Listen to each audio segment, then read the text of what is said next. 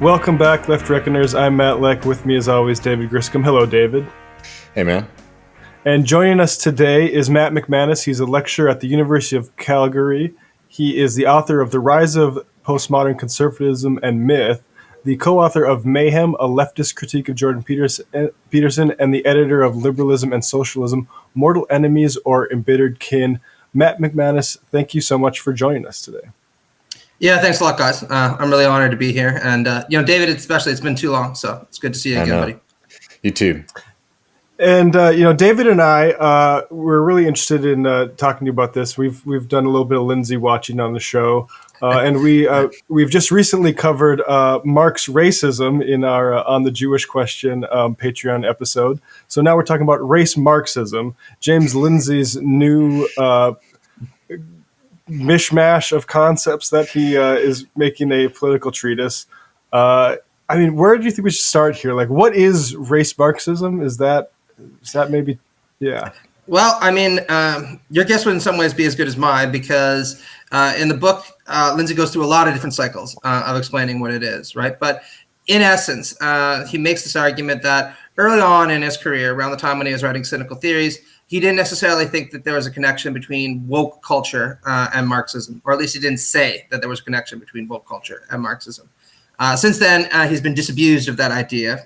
Who knows how, but the argument is in the book, and he says that essentially Marxism, with a little bit of Rousseau and a little bit of Hegel thrown in, kind of laid the theoretical template for the emergence of a lot of these woke movements that he despises. The most particular one that he focuses on in that text is, of course, critical race theory, or critical race Marxism, as it's sometimes called. So, this is a little bit confusing to me as someone who I do take a keener interest in books if they're described as Marxist.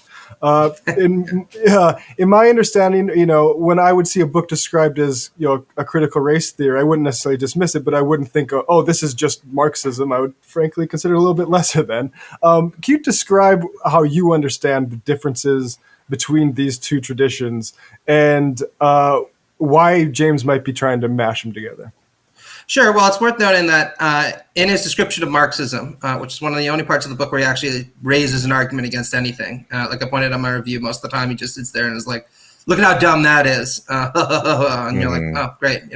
What a rigorous counter argument. But his description of Marxism is as not an economic doctrine at all, which will surprise anyone who's read Das Kapital, since the subtitle is a critique of political economy.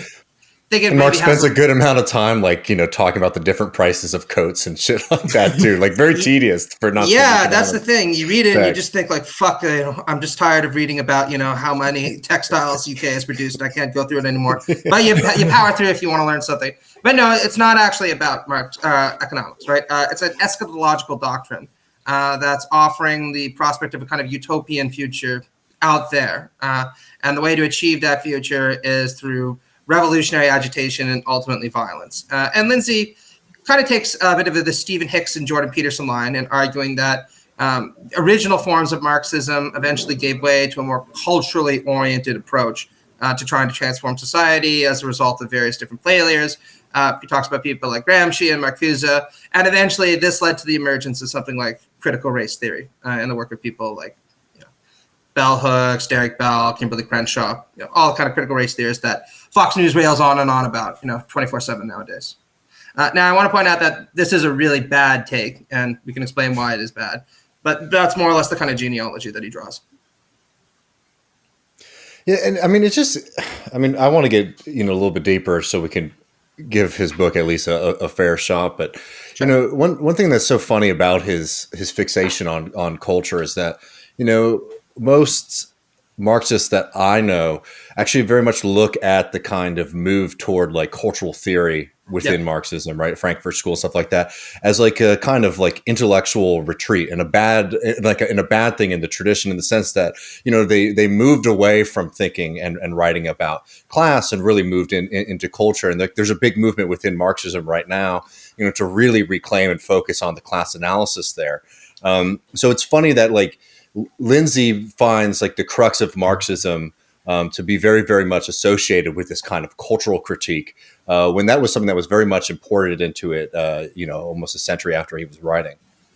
Yeah, no, that's absolutely right. Now, I mean, anybody who's even had a cursory reading of Marx will know that he talks about culture and ideology, and these things are very important. But at its root, it is a critique of political economy and the contradictions of capitalism. And one of the problems with Lindsay's book is, of course, by saying that Marx doesn't write about economics or doesn't care about economics, is he doesn't seem to really understand this.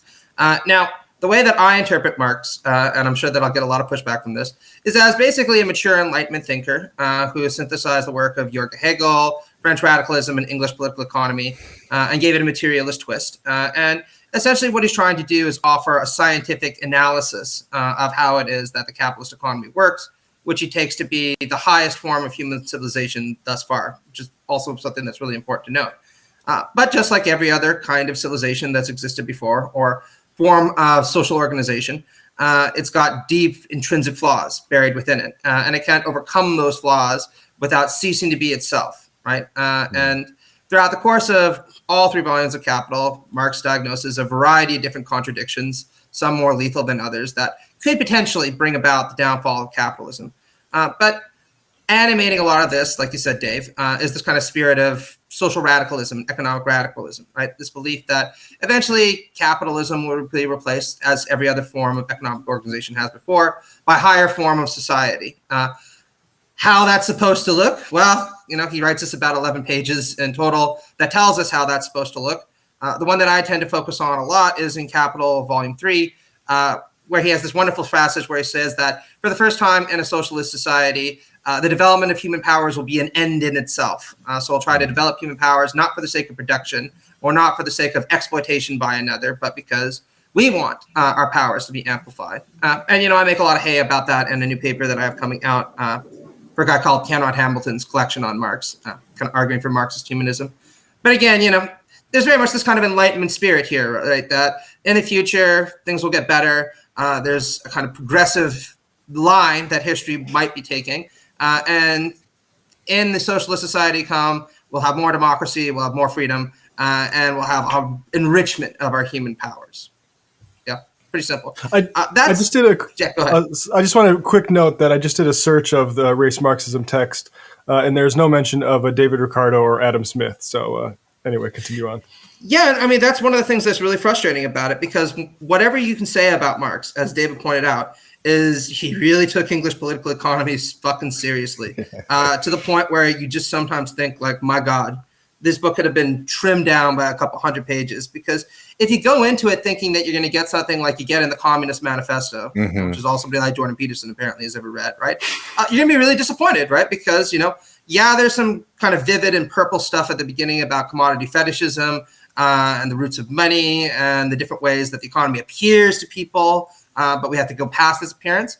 But then there's a lot of dry stuff that's interesting if you're involved in it, about Adam Smith, where value comes from, a critique, but an appreciative critique, as you pointed out, of David Ricardo, who Marx always claimed was a genius, who got pretty close to the right idea, just not quite far enough, right?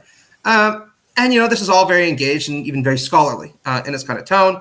And he didn't do that incidentally, right? I think in some respects, beyond just being a radical, Marx saw himself as completing the project of classical political economy as inaugurated by people like Smith and Ricardo. And he had a great deal of respect for them. And he said, look, the problem is that they were just bound up by certain intellectual limitations, like many of us are. And I'm going to come in and fix their analysis by pointing out how seriously the gaps in their intuitions led them astray. And yeah, we can talk about that if you want. There's a lot of technical stuff about that, but I'm personally really sympathetic to his overall line of reasoning. Not all of it, but a lot of it. I mean, again, just to sort of, put Marx up front, because that's, I guess, is the, at least like one, like, the way James sort of presents Marx and Marxism is that, it's behind all of these different social movements in the US right now, which I will just say, every like, school, I wish. Every department store, he's in the room right now, right? Look behind you and his ghost is there tapping on your shoulder, just being like, crush the rich, that kind of thing. But I think that where James, and the reason that James is somebody that we spent time on this program is because, he has picked up, like, there are a lot of people, I think, right now who are interested in Marxism, not necessarily in a sympathetic way, but they see that, like, this is like a theory and a philosophy that, like, I need to understand and know more about. And what's frustrating about Lindsay is that he presents such a strange version of Marx, which, like, certainly Marx was a critic. I mean, this was, Marx was also like a revolutionary. But, even going back to the Communist Manifesto, if you were to read, some passages from the Communist Manifesto to maybe some like ultra leftists online, they would call him a reactionary, because there's a lot of praise of like the system of capitalism, how it has like reformed and bettered avenues of society. The Marxist kernel really is like certainly criticism, and criticism is absolutely necessary. But there are worse and better forms in the kind of interregnum, right? And like the kind of old system of feudalism, it was very, very progressive, for example, for bourgeois society to overcome, the kind of old rights and privileges of the aristocracy. Yeah, you're 100% right. And I mean, that's part of the dialectical method, right? The dialectical method is one that's meant to be a critique of existing social relations in a left kind of way. It's not meant to be a criticism of it per se. Critique just means how to explain the emergence of something or the appearance of something to a subject, right? And Marx was very, very emphatic, again, in a very Enlightenment way, about the fact that capitalism, as he saw it, and liberalism were the highest form of civilization thus obtained, right? They were freer, they were more prosperous. They had stripped away a lot of the old ideological illusions that existed before and compelled human beings to face for the first time the real conditions under which they lived.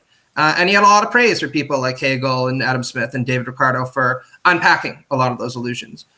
Now, that does not mean, of course, as you pointed out, that he's uncritical of bourgeois society, and that's where the real meat and potatoes of this is.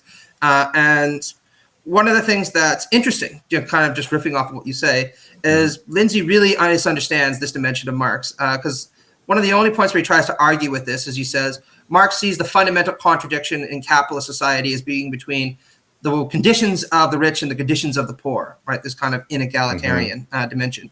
And that really wasn't all that important to Marx. I mean, obviously you mobilize Marx a lot when you talk about inequality, but the point is because he explains it in terms of the social relations and economic dynamics that underpin capitalism. And so inequality is an expression of these dynamics, not the cause of them, right? And this is really important to understand because in volume 2 of Capital, which is often underread because it's pretty dry. I mean, even people like David Harvey will tell you that that thing is just a desert for like passages and passages. But there's some very interesting stuff there where he says, look, it's very possible in the future that different kinds of capitalist societies will redistribute the surplus produced in a wide variety of different ways. And this is why you can have a country like the United States on the one hand and have a country like Sweden on the other. And they can both be capitalist societies of a type. I like Sweden a lot more than I do the United States because I think they've got some good stuff going, but we can put that aside. But he says, look, as long as you have this wage-labor relation that exists and capitalists are trying to extract surplus value, whether you live in Sweden or whether you live in the United States, you do live in a capitalist state. It's just that in Sweden, the surplus value is expropriated by the state and redistributed to provide a higher level of social goods and well-being for the general population, which, by the way, Bernie 2020, I think that we should do as well, but that's a whole other issue. Yeah, and I mean, like the point with Marx is that, like, again, this is why I mean, Lindsay could only exist in the context of Marx and like Marxism being very, very much misunderstood, I think, in the United States, not only by the right and centrists, but even I would argue like by a lot of people on the left, right? Where I make this point. People on the left don't agree about Marx. Fucking say it. It's so Dave. No, not online. There's nobody who's going to give you shit online if you don't cater to their preferred vision of Marx. Not a chance. But I mean, I want to make this point because I think it matches quite well with the kind of CRT stuff, and more importantly than even like the intellectual crux of CRT, what is sort of like the mass hysteria around it. Whereas like, some people think that Marxism is, or like Marxist writings, are just like a kind of one long treatise about how we need revolution and a violent one at that. And two, long passages about like the most oppressed and exploited people in history, where like, of course, like the working class, the proletariat is exploited under Marx's terminology. But the reason he sees them, for example, as like an agent of political and economic change is not because they are the most oppressed people that have ever existed or even the most oppressed people in society in his time. but because of their relationship to production, because they're the people working and creating value, that they have a very unique position within the system that could lead to its undoing and to, to the end of the conditions of a class society. And I think a lot of people, even on our side on the left, don't really recognize that, which is why there's a kind of like fixation on like, if we can find like the most oppressed group or people in history, then that will necessarily be like the revolutionary agent, which is not necessarily what Marx was arguing, in my opinion. No, I completely agree with you, right? And people sometimes read his arguments about the proletariat and about capitalists in moralistic terms, especially in USA, because everything's got to be moralistic, right? Puritanical and all that stuff. And it's not meant to be understood that way. I mean, Marx was really overt about the fact that there can be really good capitalists out there, right? I think about people like Robert Owen, who tried to create socialist communities, right? Owen, he thought was a little silly, but he had a good heart.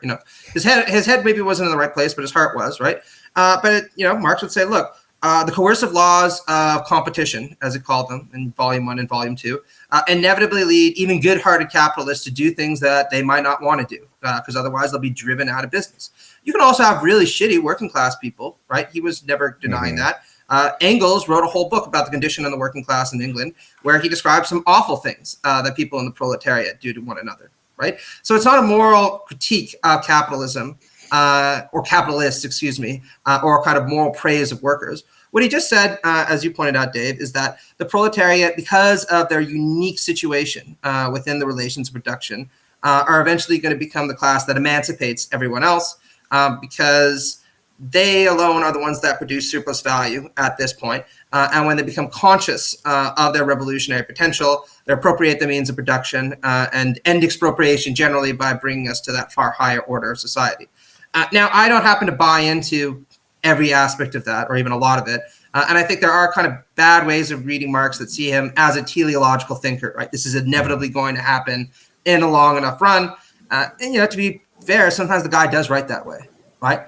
And we should be careful about that. I think what he's talking about are latent potentials within working class movements if they're sufficiently mobilized to achieve these kind of radical political reforms.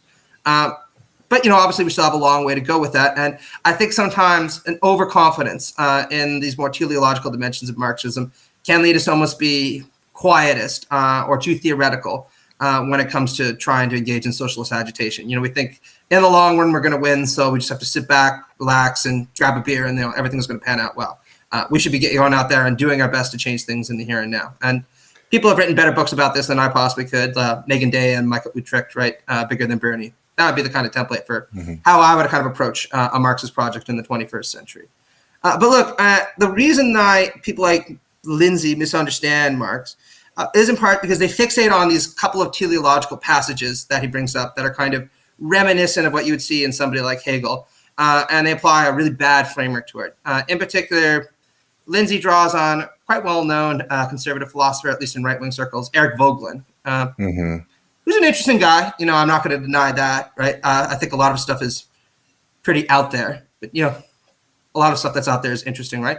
But he kind of makes this argument that Marxism is a Gnostic exertology, right? In the sense that the evil world that we inhabit now is eventually going to be overcome in the future. There just needs to be a radical spiritual movement and violence to bring about this kind of utopian movement. It's a really bad reading of Marx. But, again, if you just were to take a couple passages out of context in the Communist Manifesto or Das Kapital, you might think that there was something to that. And what we need to do as leftists is, of course, point out that, as you pointed it out routinely, the book isn't really about that. Right? These are just a couple of rhetorical flourishes in it that underpin a much more complicated, much more subtle, and much more nuanced analysis. So the Gnostic kind of argument that you get from Lindsay is interesting, because I think that is probably the only space where he's able to sort of like import Marxism into CRT. Could you talk a little bit about like how he formulates critical race theory as a discipline, both sure. Because I know he's doing two things, right? He's like both engaging with the thinkers and then how it's sort of come into popular culture, to society at large. Sure, 100%. And I have to say, again, just before we move on from the Marx bit, I want to point out that one of the things that pisses me off the most about this book is he never tries to argue against Marx's positions, even if he does occasionally understand them. say what you will about Voegelin. At least Voegelin occasionally tried to raise arguments against Marxism, even if they were these kind of wacky arguments, that it's a Gnostic eschatology. Lindsay just more or less says, I agree with Voegelin, and let's leave it at that, which is pretty substanceless in terms of a kind of counter argument or rebuttal. But in terms of the kind of genealogy that he draws, it's a pretty standard one that you'd see in a lot of right-wing movements right now, or amongst right-wing intellectuals. Again, a little Stephen Hicks, a little Jordan Peterson, dash of, James Lindsay, and, you more or less have, race Marxism. But the idea is that Marxism undertook this cultural turn in the beginning of the 20th century with people like Gramsci and Lukács and Benjamin, and started to fixate on the idea that what needed to happen was a kind of revolution from within, rather than a kind of violent revolution that would change things from without. So by advancing through the universities, advancing through the education system, advancing politically, eventually Marxist movements would be able to achieve victory when they couldn't do that by violent means, because they weren't able to mobilize enough popular support. And the key figure that he kind of singles out is everybody's boogeyman on the right now, which is Herbert Marcuse, particularly that essay on repressive tolerance. Now, just full disclosure, I love Marcuse, right? I think that One-Dimensional Man is a spectacular book. Eros and Civilization, I think, have remarkable passages in them. This essay was not his best work, right? But even then, Lindsay manages to mischaracterize a hefty chunk of it. Because, in the course of that essay, Marcuse does make some pretty bad comments about how it is that progressive movements, if they achieve power, can suppress or repress conservative intellectuals and conservative thought. Because they're opposed to these revolutionary and emancipatory movements, right? And because they wield so much power in society, one of the kind of goals tactically on the part of the left has to be to take it from them and not allow them to keep it, right? Now, this is very problematic, but it's important to note that Lindsay tends to misunderstand what Marcuse is getting about here also, because Marcuse also is very, very clear about the fact that he's worried about where this might go. And there's a long opening section of this essay that is a dialogue with John Stuart Mill, where he talks about how it is that there are many elements of Mill that are good, and we shouldn't kind of just do away with them incautiously. Right? But let's put that all aside. What he argues is this was the kind of moment, repressive tolerance, where the left said, this is what we're going to do. We're going to engage in this kind of long march through the institutions. And when we get to power in universities, in the media, in politics, wherever it happens to be, we're going to repress dissenting conservative voices. And one of the ways that they're now trying to do that is, of course, through woke culture, which finds this kind of theoretical expression in things like critical race theory and woke activism. I mean, it's just interesting. I think very much like people like Marcuse and stuff were engaging in a kind of conscious project, certainly in the sense that they found their work to be, critical for moving the ball forward. But it is really notable in the United States in particular, how much Marxism gets sort of cloistered away into the sociology, the philosophy, and the literature departments, and how far away it gets from the political science and economics departments, right? And if anything, and I don't even want to give Lindsay's stuff too much credit, because I think a lot of the stuff, that he's engaging with really much is like a retreat from Marxism. But if anything, there's much more structural reason for the fact that so many people in the humanities, think in this way and engage with politics in this kind of way versus in the economics departments. There's a reason that in American universities, you weren't able to take a course on capital, right, in an economics, department, but you were able to read it in your, literary criticism, degree. Yeah. No, you're absolutely right. And one of the things that I wanted to say about that is he wildly overestimates the extent to which there's a deep connection between all of these things. If you really wanted to stretch it and completely miss the point, could you say that, there are elements of Marxism that you can see in critical race theory to the extent that it's trying to emancipate a historically marginalized group? Sure, you can make a claim to that effect. You can also make that claim about the fucking Bible, right? Yeah, I was about to say the same thing. This kind of oppress versus oppressor structure that Lindsay tries to present as this is exclusively Marxist, truly is not. Yeah, absolutely. And are there some people in what you could broadly call critical race theory or critical race studies who were influenced by Marx? Sure. One of my favorite is somebody like Charles Mills, right?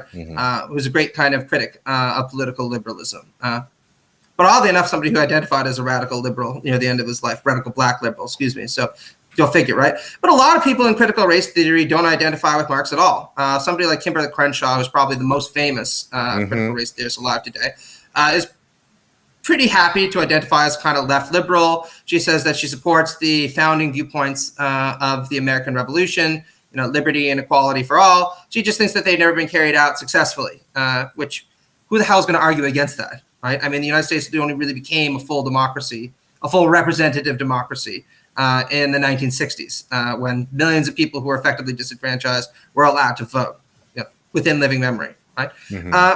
But she's never really agitated for reforms that would reach the kind of structural levels that somebody like Marx would think are extremely important. And it's not because she's unaware that these options exist. She just doesn't support them. Right? You can also see people like Lanny Guinier, or even Derek Bell at moments, who also tend to adopt a more left liberal kind of approach to agitating for reform, in the sense that they say, look, what we just want is for the project of the American Revolution to be fulfilled for all of us. Now, Guinier obviously thought that this was achievable, right? And that's why she went into politics and tried to become a judge. Didn't end up getting the position, right? And sadly, she passed away recently. And Derek Bell famously later became really pessimistic that the United States was ever going to reform itself, even in this very modest way. So oddly enough, I'd say that later on, sometimes he was actually starting to talk about how maybe we should look at Marx more seriously. And maybe I should have paid more attention to Marx than I did, because maybe he could help explain some of these things. But there's really no deep influence there, right? And I mean, on that, because I think this gives people a good flavor of what's in this book and the way that Lindsay was arguing. You note in your piece in Jacobin, which we should just, I'm going to throw up real quick so people can, see it. You note here, so this is the title is Race Marxism is a very strange, very bad book. You note here on regarding Bell. I had this piece up too. To spare the reader the triple headaches I experienced going through the book, I will just give two examples. At one point, Lindsay unpacks Bell's controversial theory of interest convergence. In a variety of publications, Bell marshals historical and legal research to argue that one rarely sees improvement in the conditions of racialized people unless those changes also benefit the white majority. For instance, Bell claims that many of the civil rights movement era reforms were motivated by a desire to improve America's moral standing in the Cold War. Whatever you think about the broader argument, and it's certainly not immune to criticism, Bell's later point is well documented. As early as the Harry Truman administration, U.S. officials asked the President's Committee on Civil Rights to report on the foreign policy ramifications of racial discrimination and recommend potential remedies. Lindsay never cites any evidence to rebut Bell's legal and historical claims, dismissing them as shocking, mind-reading, demonstrative of the paranoia and conspiracy of critical race theorists.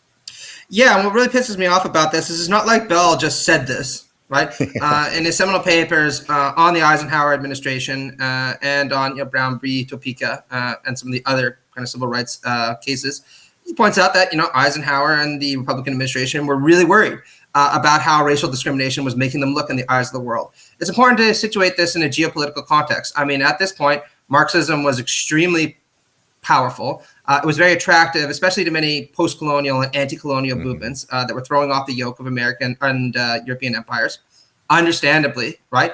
And the Soviet Union was very happy to say things like, look, they claim that we're oppressing people, but look at what they're doing back home, right? They're lynching people, they're not letting them vote. So this argument that we're somehow less democratic and less free than they are is BS. And eventually Eisenhower, and Bell chronicles just a mountain of evidence to this extent, said we have to do something about this, right? Because we're losing a geopolitical edge because of these constant accusations of hypocrisy. Now, you can criticize Bell for overstating the importance of these kind of geopolitical concerns. And there are people who have done that, right? There's some who will say, look, maybe that was a factor, but it's definitely not the only factor, right? Maybe Eisenhower actually really believed that was important to actually undertake these actions. I'm persuaded that he probably did, right? Just personally and through other bits of anecdotal evidence. But, there's no doubt that this was a factor. But the important thing is that Lindsay doesn't try to argue against this by marshaling, say, a different historical narrative to say, this is just a whack load of BS.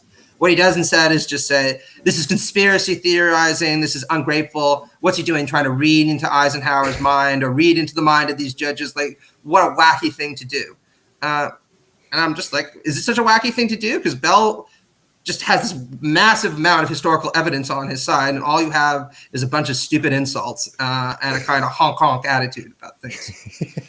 That is, I think, so typical. Like Stephen Crowder does the same thing where he'll like dress up in drag and then say things that to him are just self-evidently ridiculous. Like he'll say things like mockingly, like I think there's just a man and or there's more than just men and women, right? And it's like, well, yes, that's actually a true isn't that statement. like the standard Babylon Bee joke now? It's like man pretends to be helicopter, right? Room has to accept it. Lols. And it's like, well, everyone knows intersex people exist, you idiot. But they say these things, and to like, I think their audience, they're like a right-wing audience, they do seem sort of self-evidently ludicrous. But you have another point here. An even more telling example is Lindsay's long tirade against historical revisionism that is central to the storytelling of critical race theory, by which he means efforts to retell the history of the United States that emphasize racial and other forms of exploitation. Lindsay's claim is an odd one, not least because revising our understanding of history is what historical research does. As we gather new evidence about the past, we arrive at a better, more complete sense of both our history and present. And then you continue. So what evidence does Lindsay present against those who argue that an honest rendering of U.S. history must include the country's long periods of racial domination and violence and the struggles by those at the bottom of society to wrest themselves free?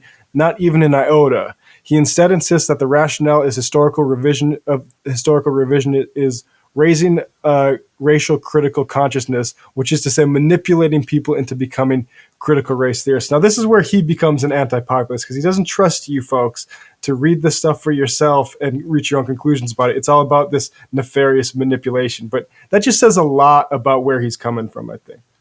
Yeah, absolutely. And this is why I get really frustrated by this term historical revisionism, right? Because we have a word for revising, our understanding of what happened in the past. It's called history, right? And historical involves revising our understanding of what happened in the past as we gather new data, new evidence, new explications of what happened, and we interpret them in a different way, right? That's literally everything that historians have been doing for millennia now.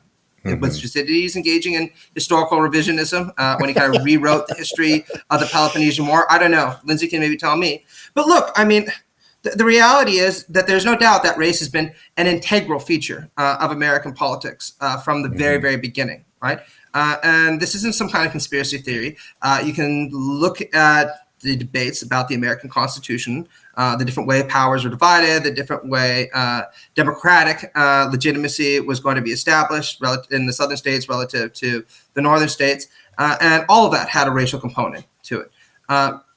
Then this isn't even something that critical race theorists will highlight. One of the examples that I linked to was Alexander Kaysar has a great book, The Right to Vote and the History of the United States, where he talks about how there were a huge number of ways that southern states and northern states would try to prevent African Americans from voting and other people of color, it's worth noting as well, well after the American Civil War. Everything from literacy tests to IQ tests to education requirements to property requirements being introduced, you name it, right? And all of this was very overtly motivated by race and the desire to reestablish white supremacy.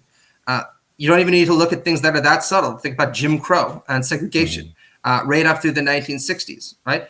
So this attempt to say that, well, they're just being mean and cynical by making race central to American history is ridiculous. Race was central to American history. That's why the U.S. is still arguing about it centuries after the founding of the country. And rather than sit there and try to avoid these kinds of conversations and acting like everything's peachy, it's long past time the country has an honest conversation with itself about these issues, acknowledge the shitty things it did in the past, and try to fix them permanently, rather than doing the quintessentially Lindsay-esque thing and just passing the baton to the next generation when another bunch of conservatives are going to be complaining about uppity people whining about things that they don't now see change because they benefit them. I mean, I wanted to to get, and in a second, I want to get to sort of like where this ends up and, what Lindsay wants us to do with this. But I did want to know, because I do think it's interesting. I just want to intersect by saying, I don't want to pick on you. Me and Canada have our own sins also. Everyone does, right? So, so sometimes people say like, oh, are you anti-fucking American? I'm like, no, I love the United States. I mean, I'm in Canada. I watch American TV. Like, most people read the Bible, but like, yeah, every country has its problems. And I think we better off be honest about this than trying to be politically correct about it. Unbelievable. Yeah, and the thing is like, of course, in the sort of history, there will be like people in every generation who are trying to basically explain it away. And that's just the, what Lindsay's position in this all is. Well, I mean, yeah. No, go ahead. Sorry. No, I'm just saying, like, because frankly, from what we would like, I understand from what Lindsay's personal political project is, even though he considers himself to be apolitical, at least according to his Twitter bio, which is amazing. I mean, like his main fights have been to help conservative state governments prevent us from being able to teach American history in American schools, right? Mm-hmm. It truly does, and to make it seem, and this is like the thing that's funny about Lindsay is that while he's using, different kind of terminology, and I think that the hyper focus, for example, on Frankfurt School, like cultural Marxism, is a bit new, but not that new. This is the Franklin School, as it's sometimes called, right? The Franklin School, as our friend Mark Levine argues. But the crux of what a lot of Lindsay is doing is trying to make it seem like teaching and reckoning with American history is somehow a foreign endeavor or like a foreign invasion into our political thought, which is an extremely cynical and short-sighted way to view, the great wealth of like American political history and political philosophy and all the people who are engaged in that project. Yeah, I absolutely agree with you, right? And one of the things that's frustrating about this is he does occasionally suggest that these are foreign importations, right? That there was a time period when the United States was unified, homogenous, and everyone kind of had an optimistic outlook on life.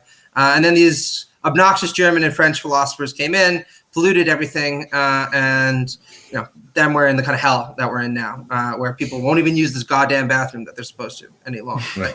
But the reality is that that's a profoundly undialectical, unsophisticated way of looking at things, and this is where I actually think really learning some Marxism would be helpful. Because one of the things that Marx points out as a good materialist is it's really easy to chalk up the divisions in your society to these highfalutin issues that are going on in the universities and say, oh, it's the theorists that did it, right? If only we got rid of Michel Foucault, U.S. society would be so much more peaceful because there wouldn't be so many students reading The Order of Things and talking about discourse theory. And Marx will say, no, if you have divisions in your society, these are expressive of deep tensions within its material practices and deep forms of oppression that have been allowed to cancer for too long. And whether you like it or not, there's going to be an expression of these problems. And you can either deal with them in an emancipatory way by solving them and moving on to a higher form of society, or you can have some kind of violence and disruption and crisis, right? And what have you seen in the last little while, right? Violence, disruption, and crisis, because the U.S. and other countries are unable to deal with the contradictions that are intrinsic to their social systems, right? Mm-hmm. And this is one of the reasons I think that we need democratic socialism, a la Bernie and others, as an answer to our problems, because I think that a lot of people, regardless of race, want to lead a decent life where their human powers are amplified, where they don't have to worry about whether or not they're going to be able to pay for their healthcare, or they don't have to worry about whether or not they're going to be able to send their kids to school, and where they don't need to worry about whether or not the teachers at those schools are going to be thrown in jail or fined because they dare to teach about American slavery. Right? I think we all want something like that. So this is where a good materialist solution, I think, is actually the real cure to a lot of the anxieties people like Lindsay claim to have, right, about all this disorder and stuff. I mean, so I want to get to sort of where he ends up. And also, I think you make a really interesting argument is that it's not just Marxism and CRT that he sort of struggles with, but he also very much misunderstands liberalism. But before we get there, you make a claim in the review that I think is interesting, that you argue that unlike a lot of the other conservative critics of Marxism and kind of left political thought, James Lindsay probably has at least read some of these texts. Could you sort of touch on that and sort of say, what you think that means and why you don't find that then shows up in a stronger critique in his book? Sure, 100%. I mean, look, this is kind of what I do, right? For better or worse. I'm writing a book for Routledge right now on the conservative intellectual tradition. Shameless plug there, writing about Edmund Burke at the moment. And one of the characteristic things about a lot of conservative intellectuals, especially in the United States, sadly, is for a long time, very few of them actually bothered to read many of the people that they were criticizing. The Jordan Peterson example is pretty representative, right? Where you would have some guy come along and say, isn't this all evil? Isn't this all bad? Oh, by the way, I've read 40 pages of what these people have to say. Or I skimmed the Wikipedia article, as he pointed out last week, right? And this is where I'm getting my information from. Bravo. Give Lindsay credit, right? I do believe he's actually read a lot of these authors, right? There's a lot of textual references in the book. He references a lot of people. Sometimes he'll even describe them accurately, right? I mean, you could find worse descriptions of, I was trying to think of the one that I did like. You can find worse descriptions of Rousseau, than you could find in James Lindsay's book, and believe me, I have, right? But what's telling about this is it still doesn't amount to very much, because before you had people who didn't even read any leftist texts and try to argue against them. Now you have people who will prove that they've read a lot of leftist texts but don't want to argue against them, right? They just sit there and say, kind of like his Twitter profile will give you a clue to, isn't this ridiculous on the face of it, or isn't this BS? Who could possibly believe this? Now, the gold standard for this kind of approach is Mark Levin, American Marxism, because what that proved to me is that conservatives aren't even writing books anymore. What they're doing is just assembling giant block paragraph after block paragraph with a couple of lols comment underneath of it, and then selling it for a lot of money, which, a great business model if you can pitch it, I suppose. But, this is what Lindsay's book basically amounts to, with a little bit more flair. It's just a pretty bad, for the most part, description of a lot of these ideas with no attempt to actually say this is why they are wrong or this is the intrinsic problem with their analysis. And that's pretty much what you have to do in order to substantiate any kind of claims you make. What I'm trying to do in my own book and what I tried to do in this review wasn't just to say, lols, James Lindsay, right? It's to say, here's what you say and here's what the problems are with it. Historically, analytically, you name it. Yeah, this reminds me, and I don't remember the details as much about the original hoax, the grievance studies hoax that Lindsay came to prominence from. But it's basically the same thing, right? Like he would present things as if they were just on their face ludicrous, and you actually look into it, and it's like, first of all, a lot of them didn't get accepted by the publications that he said they would, but also that stuff should be, frankly, I think within some of the things he suggested should be within the realm of discussion. And that's just the repeated thing of, look at this crazy stuff. Isn't it wild that these crazy lefties are going this far? Well, I'll just lay my cards on the table. Full disclosure, I think that some of those, the Circle Squared people are way better than others. So for instance, I'm friends with Helen Pluckrose. We don't agree about everything, but she identifies as a kind of laborite, right? She even describes herself at points as kind of a socialist. She's just an Enlightenment socialist, right? She doesn't like homo theory because she thinks, if anything, kind of like Sokol himself, that's had a bad effect on the left, right? That is too opaque, too academic, doesn't ground itself enough in material analysis or state why it's going to benefit working people. And, we can have a fair debate about that. You know what I mean? I would disagree. I happen to think that there are interesting things in Foucault and Deleuze, even if I would be happy if I never have to see the word rhizomatic again in the course of my life. That word never appeared to me, and it would be too soon. But we can have a discussion about that. I just don't think Lindsay is interested in doing that anymore, right? What he's interested in doing is ridiculing these people, and that might be a laugh for his conservative followers, but it shouldn't be taken as an intellectually serious project, right? Which is odd since it positions itself as a very intellectually serious project. If anything, this book is supposed to help save Western civilization itself from all these greedy, selfish, and dangerous woke activists that are spewing out of American universities, by the dozen. Well, let's get to liberalism, and I'm going to read this block quote that you cite towards the end of the book. Of Lindsay's, but I do want to note, because Matt's pointed this out and a few other people have pointed this out too. If you look at the work that he's been trying to, because this is somebody who is a math PhD, and they were sort of doing other things for most of their life, and then he seems to get this turn towards like popular media and wanting to be some form of public intellectual. What he tries to get into early on is like new atheist stuff. But at the point that he tries to jump into that and starts writing about that and all that, like that was a very saturated market. We had Hitchens and Harris and all of those characters. And what's very interesting, I don't want to make this the crux of the focus. I'll read this quote here. It's very interesting for somebody who comes from that history, who is now very, very comfortable talking about, the need to return, to God in political theory, right? And I think that might just give some people a clue as to where this guy's sort of intentions are, and the fact that he will just he wants to go wherever he sees popular movements. But that's just my personal opinion. This is from the end of his book that you cite here in the Jacobin. He lays this out in a manifesto of sorts at the end of the book. Here's the James Lindsay quote: that all men are created equally in the image of God and endowed by the Creator with certain inalienable rights that precede any pretense to privileges granted by the state is a great starting place.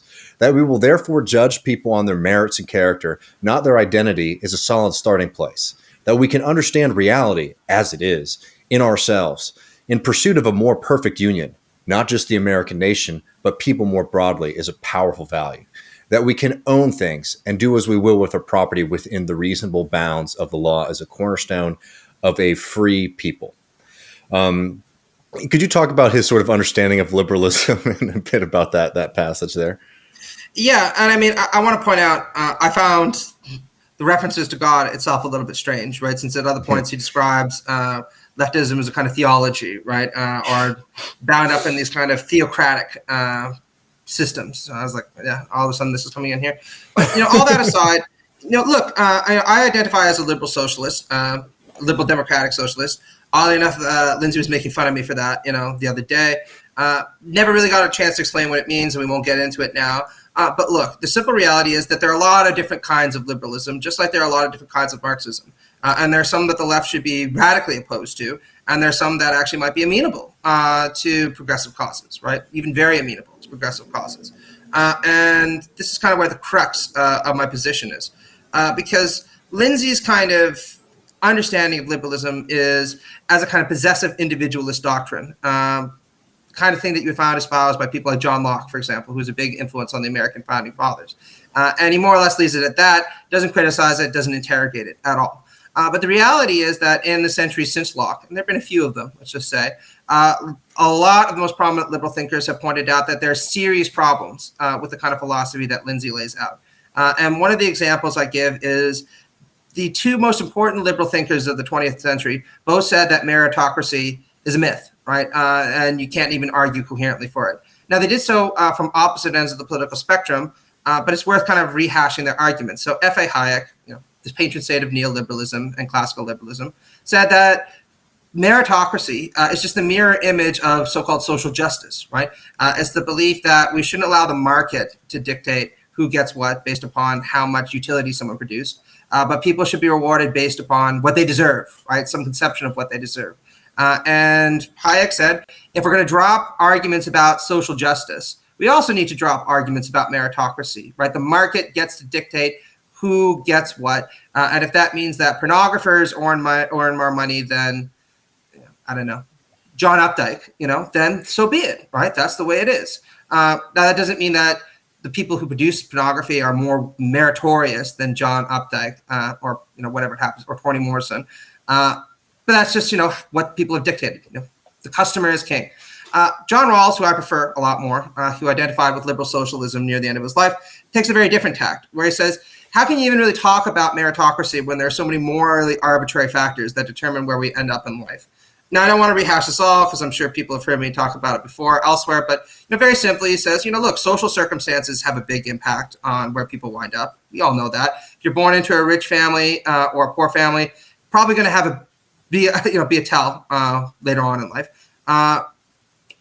What society values has a huge impact on where you're going to wind up in life. If you happen to be born with a talent for hockey in Zimbabwe, you're probably not going to go very far, right? So fortunate circumstances, what society chooses to value, that can be pretty important. But arguably the most important claim that he makes is that you find people like Lindsay or like Charles Murray, right, often argue for things like natural talents, right? Well, maybe people get where they are because of their natural abilities. And Rawls says, why should that even be determinative? If you happen to be born with a huge number of natural gifts, or you happen to be born with a serious disability, that's no more meritorious than winning the lottery, right? It's just luck or misfortune, depending on the circumstances. Why should we talk about merit as flowing from these arbitrary circumstances? And it's really hard to argue against this. And it's worth noting that even libertarians like Robert Nozick would say, we really can't avoid this problem. It's just the sheer reality of the situation. Now they have other kinds of rebuttals for this, but again, it's telling that most sophisticated commentators in the liberal tradition will say merit is a mythology, right? It's the kind of thing that people who like Santa Claus buy into, right? Yeah, it's charming. Yeah, it's nice. Yeah, it might make us feel better about ourselves and fill us with ooey gooey sentiments. But it's time for intellectually serious people to drop it, which again is why Lindsay is not an intellectually serious person, because anybody with a passing familiarity of the liberal tradition and after 1830 would know this and how this development took place. True. I mean, with that, I mean, just sort of in closing, because you are somebody who reads a lot of right wingers, and I do find Lindsay at least interesting in the sense that there's some of him that seems sort of novel and new, but at the same time, we're talking about like how trying to make reckoning with American history seem like a foreign endeavor is very old American kind of reactionary thought. I mean, how would you sort of categorize and where do you think, why now, right? Why now in 2022 is a figure like Lindsay, popping up and, reaching an audience? Well, I mean, I wrote a lot about postmodern conservatism, right? And this is where my own kind of social theory will come in, right? Because I think Lindsay is a kind of paradigmatic example of this. So there are a bunch of different ways of understanding postmodernity, right? One of them is the way that James Lindsay and Jordan Peterson do, which is, again, a noxious kind of French import that leads people to be skeptical of their social system. The other is as the cultural logic of late capitalism. It's usually the expression, right? And one of the things about the cultural logic of late capitalism is it transforms the way that people speak to each other. It transforms the way that people evaluate knowledge claims. It transforms the way that they regard politics. And I think that in a kind of postmodern cultural condition like we see right now, the kind of rhetorically charged, biting, comparatively substanceless, but superficially intellectualized kind of projects that somebody like Lindsay puts forward can seem very attractive, especially in an online setting, right? Because it has the veneer of something that's an intellectually serious work. It has the kind of simulacrum of it. But the minute you kind of poke at it, you realize that there's nothing beneath the surface. It's pretty brittle, right? And again, I would agree with Lindsay about one thing, which is that postmodernity is bad, and we need to move past it to a brighter future. But I would say that if we do move past postmodernity, then these kinds of postmodern conservatism will hopefully be the very first thing that go. So that would be my answer. That's perfect. That's great. I have one final question, which is, Frederick Douglass, was he secretly influenced by Karl Marx? Because you include this quote. The blessings in which you this day rejoice are not enjoyed in common. The rich inheritance of justice, liberty, prosperity, and independence bequeathed by your fathers is shared by you, not by me. The sunlight that brought life and healing to you has brought stripes and death to me. The 4th of July is yours, not mine. You may rejoice, I must mourn. To drag a man in fetters into the grand illuminated temple of liberty and call upon him to join you in joyous anthems were in human mockery and sacrilegious irony. So yeah, he must have been reading Karl Marx secretly. He must have been. Yeah, Karl took a time machine back and said, Fred, maybe spruce it up a little bit of this. If you want the honest truth about that, my editor, Jacqueline Sean Gidday, always tells me, like, you're good at the substance of these things, but you're shit at endings. And so I was sitting like, how do I end this? You know what I mean? I was like, I just don't know where to do it. And I was like, you know what? Maybe I'll just end with a quote. Who could I do? And I'm like, oh, Fred Douglass. You know what I mean? I referred to him already. He has that great speech on the 4th of July that Charlie Kirk tried to bastardize, by the way, in the Trump administration. Oh, God, I don't know. Yeah, I was like, let's throw that in there because Lord knows he's going to say a lot better than I could, the kind of point that I'm trying to get across. And I think the message is very clear, right? That a lot of the kind of values espoused by the American founders are good, right? we should want to be a free and equal society. Who doesn't want to be a free and equal society? But the reality is that U.S. and many other countries haven't been free and equal societies for a long time. So if you actually want to be the kind of people that you claim you are, then step up, be brave, and make yourself into that kind of society. Otherwise, people like Douglas are going to come along and say, you're just a bunch of hypocrites, right? You don't actually believe in any of this kind of BS that you spout. And I think it was absolutely right to do it then. And I think a lot of the people in CRT are right to say that now. Well, Matt, thank you so much for coming and, going through the long slog of working through Lindsay's book. You've done a great service to us all, and we'd love to be able to do this sometime again in the future. Yeah, we'll talk about Edmund Burke book. Sure, yeah, no, I'd love to talk about that. Just as a kind of pitch to any of you conservative listeners, I'm sure you got a lot of them, right? But anybody who's conservative listens to this, just in case you think I'm being mean, if you want a real book written by a great conservative intellectual, read Roger Scruton's Fools, Frauds, and Firebrands. I wrote a review of it for Arc Digital. Not perfect. Obviously, I disagree with most of it. But there's somebody who actually had the balls to sit there and say, I'm going to take leftists at their word. I'm going to read what they say, and I'm going to argue against it and try to show why they're wrong. Does it succeed? I don't think so, but at least he makes a fucking effort, right? So read that book instead. Don't pick up race Marxism. Well, there you go. Y'all have got the assignment. Thanks, everybody, for hanging out with us, and see you soon.